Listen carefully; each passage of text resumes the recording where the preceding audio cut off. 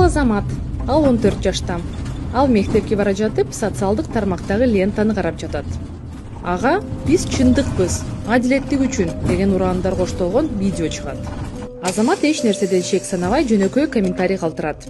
Бирок бир аз убакыт өткөндөн кийин ага жаңы билдирүү келет. Ошентип бир нече кыска кат алмашуу узак сүйлөшүүгө айланды.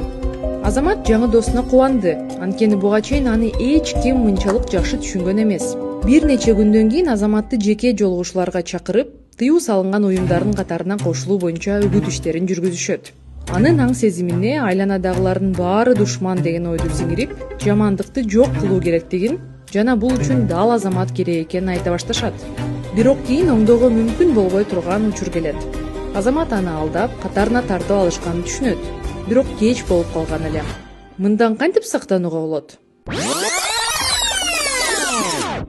Бул Азамат. Ал мектепке бара жатып, социалдык тармактагы лентаны карап жатат. Күтүлбөгөн жерден ага экстремисттик уюмга кошулууга үндөгөн видео туш келет. Азамат бир жолу алардын мектебине милиция кызматкери келгенин эстейт. Ал экстремизм, терроризм жана мындай оюндарга тартуу мыйзамсыз жана кооптуу экенин айткан. Эми Азамат эмне кылуу керектигин билет.